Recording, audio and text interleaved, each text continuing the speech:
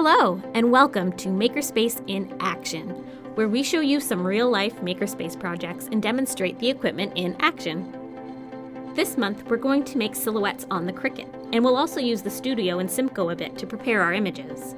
Hi, I'm Carly, Technical Coordinator at NCPL, and here are some of my lovely colleagues. Full disclosure, I did not know how to do this particular project going in, so I wanted to let you know that off the top because this is a very common occurrence in the MakerSpace, and one of my favorite things about it. I've had this silhouette idea for a while, and I had some concept of how I thought I could make it happen, but I'll be honest with you, my initial idea didn't work.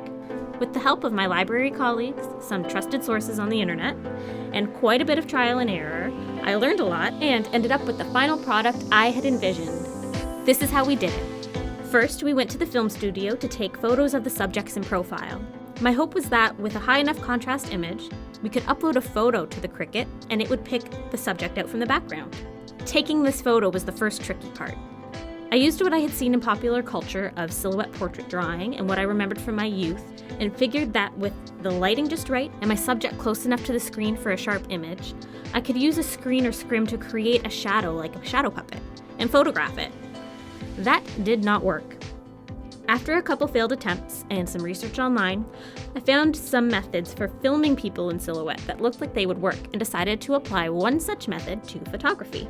I put the camera in manual exposure mode and turned the exposure up so I would have a crisp image of my bright, overexposed background and the subject in complete shadow. I took photos of my subjects in the dark in front of a light-colored wall lit up as brightly as I could get it, rather than taking a photo of their shadow. This was even better than if my original plan had worked, since even the crispest shadow would not be as sharp as this. Very happy with the images, I first thought I would try them directly on the Cricut. With the simple image type selected, the gradient of light and shadow on the wall got interpreted into 3 different shades. Not too bad, but it would be even better if the Cricut saw the background as one color to remove with a click. With this gradient, I was still left with some fuzz after removing the background. I could manually erase it, if that were my preference, but I decided to prep my image a little bit more first. Since I had learned about this method for video, I knew there was some more post-production editing I could do in a film editor, like DaVinci Resolve, which we have here in the film and recording studio. I also knew I could probably export one frame of my quote-unquote film as an image, but since I had never done that from DaVinci Resolve, I would just have to look that up too. I imported each of my images and used each one to create a timeline to edit. Then I went to the color tab along the bottom. I turned the lift all the way down and turned the gain up until that background shadow above my subject's head was out of the way. Then I still had some red, green, and blue highlights being picked up around the edges, so I simply turned the saturation all the way down, and that seemed to work. Then, after turning to a search engine to learn how to export my image instead of a video, I found that I can do that right here in the color tab too. It only took a couple minutes to then do the same to the rest of my images, and then I had some perfect silhouettes ready for the Cricut. Of course, it might have been someone else's preference to just manually deal with the fuzzier images in the Cricut. I prefer to do it this way. There is no one right way.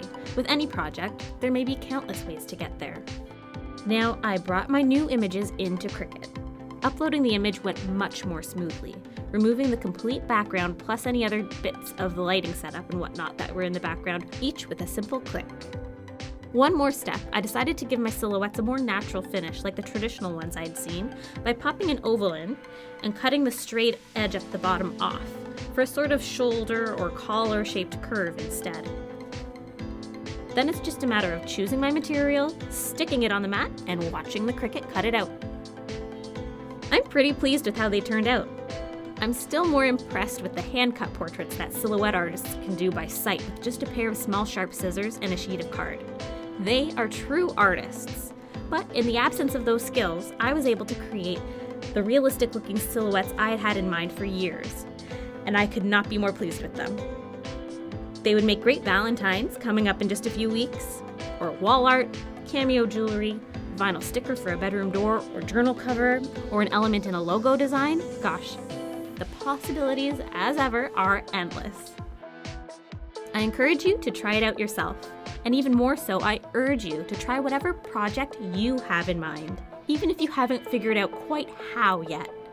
Even when you think you have an idea of how to make it happen, you often don't really know how you'll end up getting there in the end until you do it. We'll see you next month with some more footage of the Makerspace in action. Until then, see you in the Makerspace.